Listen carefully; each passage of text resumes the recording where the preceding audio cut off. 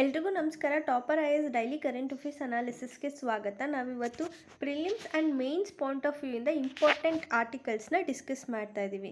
So ಮೊದಲನೇ article ಬಂದುಬಿಟ್ಟು air quality management index ಬಗ್ಗೆ. ಸೊ ಈ ಒಂದು ಏರ್ ಕ್ವಾಲಿಟಿ ಮ್ಯಾನೇಜ್ಮೆಂಟ್ ಮಾಡೋದಕ್ಕೋಸ್ಕರ ಒಂದು ಕಮಿಷನನ್ನು ತೊಗೊಂಡು ಬಂದಿದ್ದಾರೆ.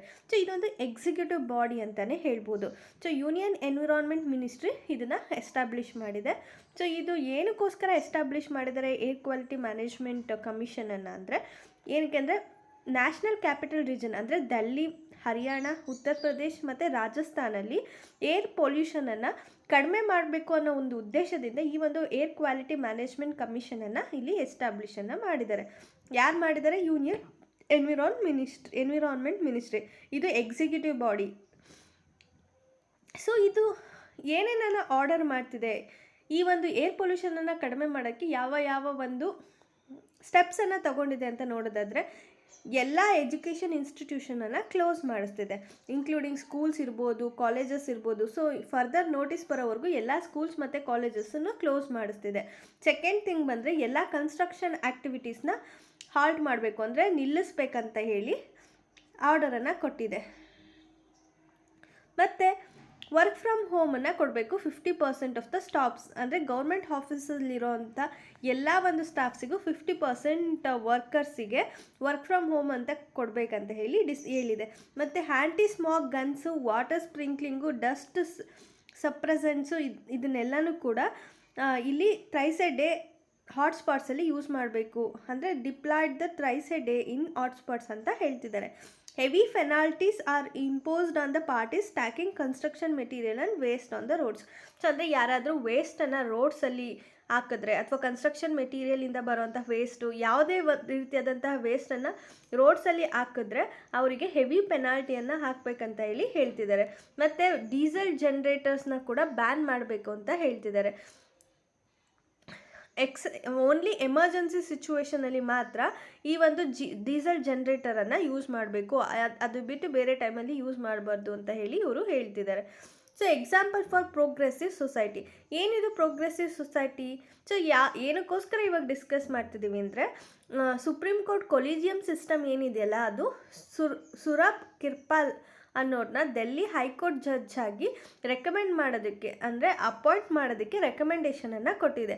ಸೊ ಹಾಗಾಗಿ ಇದು ನ್ಯೂಸಲ್ಲಿದೆ. ಇಫ್ ಇನ್ ಕೇಸ್ ಏನಾದರೂ ಸುರಭ್ ಕಿರ್ಪಾಲ್ ಅವ್ರನ್ನ ದಿಲ್ಲಿ ಹೈಕೋರ್ಟ್ ಜಡ್ಜ್ ಆಗಿ ಅಪಾಯಿಂಟ್ ಮಾಡಿದ್ರೆ he will be the first India's openly gay judge ಅಂತಲೇ ಹೇಳ್ಬೋದು. ಸೊ ಇಂಡಿಯಾದಲ್ಲೇ ಫಸ್ಟ್ ಗೇ ಜಡ್ಜ್ ಆಗಿ ಇವರು ಅಪಾಯಿಂಟ್ ಆಗ್ತಾರೆ ಅಂತ ಹೇಳ್ಬೋದು. ನೆಕ್ಸ್ಟ್ ಆರ್ಟಿಕಲಿಗೆ ಹೋಗೋದಾದರೆ ಫೆಡ್ರಲಿಸಮ್ ಆ್ಯಂಡ್ ಬಾರ್ಡರ್ ಮ್ಯಾನೇಜ್ಮೆಂಟ್. ಏನಿದು ಫೆಡ್ರಲಿಸಮ್ ಅಥವಾ ಬಾರ್ಡರ್ ಮ್ಯಾನೇಜ್ಮೆಂಟ್ ಅಂದರೆ ವೆಸ್ಟ್ ಬೆಂಗಾಲ್ ಅಸೆಂಬ್ಲಿ ಏನಿದೆಯಲ್ಲ ಒಂದು ರೆಸಲ್ಯೂಷನನ್ನು ಪಾಸ್ ಮಾಡಿದೆ. ಏನಕ್ಕೋಸ್ಕರ ಈ ರೆಸಲ್ಯೂಷನ್ ಪಾಸ್ ಮಾಡಿದೆ ಅಂದರೆ ಈ union home minister territorial jurisdiction ಅಂದರೆ ಬಾರ್ಡರ್ ಸೆಕ್ಯೂರಿಟಿ ಫೋರ್ಸ್ ಏನಿದೆಯಲ್ಲ ಆ ಇಂಟರ್ನ್ಯಾಷನಲ್ ಬಾರ್ಡರಲ್ಲಿ ಅದನ್ನು 15 ಕಿಲೋಮೀಟರಿಂದ 50 ಕಿಲೋಮೀಟರ್ ಡಿಸ್ಟೆನ್ಸಿಗೆ ಇನ್ಕ್ರೀಸ್ ಮಾಡಬೇಕಂತ ಹೇಳಿ ಒಂದು ಡಿಸಿಷನನ್ನು ತಗೊಂಡಿದ್ದಾರೆ. ಈ ಒಂದು ಇನ್ಕ್ರೀಸನ್ನು ಮಾಡಬಾರ್ದು, ಅದನ್ನು ಸ್ಟಾಪ್ ಮಾಡಬೇಕು ಅಂತ ಹೇಳಿ ಇವರು ಒಂದು ರೆಸಲ್ಯೂಷನನ್ನು ಪಾಸ್ ಮಾಡ್ತಿದ್ದಾರೆ. ಸೊ ಈ ಒಂದು ರೆಸಲ್ಯೂಷನಿಂದ ಏನು ಮಾಡಬೇಕಾಗುತ್ತೆ, ಯೂನಿಯನ್ ಮಿನಿಸ್ಟ್ರಿ ಏನು ರಿಯಾಕ್ಷನ್ ಕೊಡುತ್ತೆ ಅನ್ನೋದನ್ನು ನಾವೀಗ ನೋಡಬೇಕಾಗಿದೆ. ಬಟ್ ಆದರೆ ವೆಸ್ಟ್ ಬೆಂಗಾಲ್ ಗೌರ್ಮೆಂಟ್ ಏನಿದೆ, ಸ್ಟೇಟ್ ಗೌರ್ಮೆಂಟ್ ಏನಿದೆಯಲ್ಲ ಈ ಒಂದು ಟೆರಿಟೋರಿಯಲ್ ಜೂರಿಸ್ಡಿಕ್ಷನನ್ನು ಅವರು ಒಪ್ಕೊಳ್ತಾ ಇಲ್ಲ. 15 ಕಿಲೋಮೀಟರ್ ಬಾರ್ಡರ್ ಸೆಕ್ಯೂರಿಟಿ ಫೋರ್ಸ್ಗೆ ಏನು ಅವರ ಒಂದು ಟೆರಿಟೋರಿಯಲ್ ಜೂರಿಸ್ಡಿಕ್ಷನ್ ಇದೆಯಲ್ಲ ಅದನ್ನು 50 ಕಿಲೋಮೀಟರ್ಗೆ ಇನ್ಕ್ರೀಸ್ ಮಾಡೋದು ವೆಸ್ಟ್ ಬೆಂಗಾಲ್ ಸ್ಟೇಟ್ ಗೌರ್ಮೆಂಟಿಗೆ ಇಷ್ಟ ಇಲ್ಲ ಅಂತಲೇ ಹೇಳ್ಬೋದು. ಸೊ ಅದನ್ನು ಸ್ಟಾಪ್ ಮಾಡಿಸೋಕ್ಕೋಸ್ಕರ ಈ ರೆಸಲ್ಯೂಷನನ್ನು ಪಾಸ್ ಮಾಡಿದೆ. ನೆಕ್ಸ್ಟ್ ಆರ್ಟಿಕಲಿಗೆ ಹೋಗೋದಾದರೆ ರಷ್ಯನ್ S-400. ಏನಿದು S-400 ಅಂದರೆ ಇದೊಂದು ಡಿಫೆನ್ಸ್ ಸಿಸ್ಟಮಿಗೆ ಸಂಬಂಧಪಟ್ಟಿದ್ದು. So India Russian S-400 defence ಸಿಸ್ಟಮನ್ನು ರಿಸೀವ್ ಮಾಡಿದೆ. ಸೊ ಇದ್ರದ್ದು ಕೆಪಬಿಲಿಟಿ ಏನು ಅಂದರೆ almost all sorts of aerial ಅಟ್ಯಾಕ್ಸನ್ನು ಪ್ರೊಟೆಕ್ಟ್ ಮಾಡೋವಂಥ ಕೆಪಬಿಲಿಟಿ ಈ S-400 ಡಿಫೆನ್ಸ್ ಸಿಸ್ಟಮಿಗೆ ಇದೆ. ಈಗ ಡ್ರೋನ್ಸ್ ಅಟ್ಯಾಕ್ ಇರ್ಬೋದು, ಮಿಸೈಲ್ಸ್ ಅಟ್ಯಾಕ್ ಇರ್ಬೋದು, ರಾಕೆಟ್ಸ್ ಅಟ್ಯಾಕ್ ಇರ್ಬೋದು, ಈವನ್ ಫೈಟರ್ ಜೆಟ್ಸ್ ಅಟ್ಯಾಕ್ ಆದ್ರೂ ಕೂಡ ಅದನ್ನು ಐಡೆಂಟಿಫೈ ಮಾಡಿ ಅದಕ್ಕೆ ಕೌಂಟರ್ ಆಗಿ ಮಿಸೈಲನ್ನು ಫೈರ್ ಮಾಡೋವಂಥ ಕೆಪಾಸಿಟಿ ಈ ರಷ್ಯನ್ S-400 ಡಿಫೆನ್ಸ್ ಸಿಸ್ಟಮ್ಗೆ ಇದೆ. ಸೊ ಇದು 4 ಟೈಪ್ಸ್ ಆಫ್ ಮಿಸೈಲ್ಸನ್ನು ಹೊಂದಿದೆ. ಫಸ್ಟ್ ಒಂದು ಬಂದ್ಬಿಟ್ಟು ಶಾರ್ಟ್ ರೇಂಜ್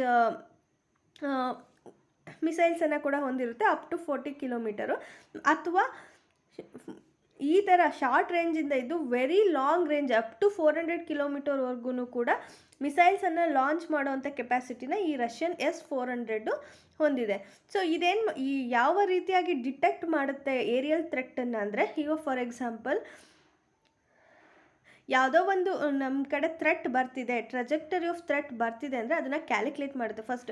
ಅಂದರೆ ಅದು ಎಷ್ಟು ದೂರದಿಂದ ಬರ್ತಿದೆ, ಎಲ್ಲಿಂದ ಬರ್ತಿದೆ, ಅದಕ್ಕೆ ಯಾವ ರೀತಿಯಾಗಿ ನಾವು ಕೌಂಟರ್ ಆಗಿ ಫೈರ್ ಮಾಡಬೇಕು ಅನ್ನೋದನ್ನು ಕ್ಯಾಲ್ಕುಲೇಟ್ ಮಾಡಿ ಆಟೋಮೆಟಿಕಲಿ ಇದೇನೆ ಫೈರ್ ಮಾಡುತ್ತೆ. ಸೊ ಹಾಗಾಗಿ ಇದು ತುಂಬ ಇಂಪಾರ್ಟೆಂಟ್ ಅಂತಲೇ ಹೇಳ್ಬೋದು. ಸೊ ಇದಕ್ಕೆ ಈಕ್ವಲೆಂಟ್ ಆಗಿ ಅಮೇರಿಕನ್ ಪ್ರಾಡಕ್ಟ್ ಯಾವುದಿದೆ ಅನ್ನೋದು ಅದು ನೋಡೋದಾದರೆ, ಅಮೇರಿಕನ್ MIM-104 ಪ್ಯಾಟ್ರಿಯಾಟ್ ಸಿಸ್ಟಮು ಈ S-400ಗೆ ಈಕ್ವಲೆಂಟ್ ಆಗಿದೆ. ಮತ್ತು ಚೀನಾದಲ್ಲಿ ಈ ರೀತಿಯಾದಂಥ ಎಕ್ವಿಪ್ಮೆಂಟ್ಸ್ ಇದೆಯಾ? ಎಸ್, ಹೌದು, ಇದು ಕೂಡ ರಷ್ಯನ್ S-400ಅನ್ನೇ ಬೈ ಮಾಡಿದೆ. ಈವನ್ ಇದನ್ನು ಲಡಾಖಲ್ಲಿ ಯೂಸು ಕೂಡ ಮಾಡಿದೆ, ಯಾವಾಗ 2020 ಸ್ಟ್ಯಾಂಡಫಲ್ಲಿ. ಬಟ್ US ಏನಂತ ಬಯಸ್ತಿದೆ ಅಂದರೆ, ಸೊ ಇಂಡಿಯಾ ರಷ್ಯನ್ ರಿಲೇಷನ್ಶಿಪ್ಪನ್ನು ಅದು ಇಷ್ಟಪಡ್ತಿಲ್ಲ. ಇಫ್ ಇನ್ ಕೇಸ್ ಏನಾದರೂ ಈ ರಿಲೇಷನ್ಶಿಪ್ ಇದೇ ರೀತಿ ಮುಂದುವರೆದ್ರೆ US ಏನು ಮಾಡ್ಬೋದು, ನಮ್ಮ ಮೇಲೆ ಸ್ಯಾಂಕ್ಷನನ್ನು ಹಾಕುವಂಥ ಚಾನ್ಸಸ್ ಕೂಡ ಇರುತ್ತೆ. So according to CAATSA act 2017 US ಏನು ಮಾಡುತ್ತೆ, ಸ್ಯಾಂಕ್ಷನ್ಸನ್ನು ಹಾಕುತ್ತೆ. ಬಟ್ ಆದರೆ ನಮ್ಮ ಕಂಟ್ರಿ ಏನು ಮಾಡ್ತಿದೆ, ಡಿಫೆನ್ಸ್ ಇಕ್ವಿಪ್ಮೆಂಟ್ಸ್ನ ರಷ್ಯಾದಿಂದ ತುಂಬ ವರ್ಷಗಳಿಂದನೇ ಬೈ ಮಾಡ್ತಿದೆ. ಸೊ ಹಾಗಾಗಿ ಈ ರಿಲೇಷನ್ಶಿಪ್ಪನ್ನು ಕೂಡ ನಾವು ಬಿಟ್ಕೊಡೋದಕ್ಕಾಗಲ್ಲ.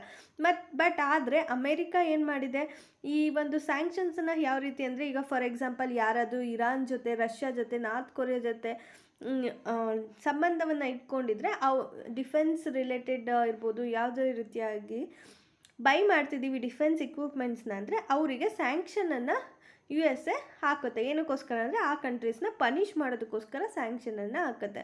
ಬಟ್ ಆದರೆ ಇಂಡಿಯಾ ಸ್ಟ್ಯಾಂಡ್ ಏನು ಈ ಒಂದು ವಿಷಯದಲ್ಲಿ ಅಂದರೆ, ಇಂಡಿಯಾ US ರಿಲೇಷನ್ಶಿಪ್ಪು ಈ ನಡುವೆ ತುಂಬ ತುಂಬ ಮುಂದುವರೆದಿದ್ರೂ ಕೂಡ ಇಂಡಿಯನ್ ಫಾರಿನ್ ರಿಲೇಷನ್ಶಿಪ್ಪು ಇಂಡಿಪೆಂಡೆಂಟ್ ಆಗಿರಬೇಕು ಅಂತ ಹೇಳಿ ಇಂಡಿಯಾ ಬಯಸ್ತಿದೆ.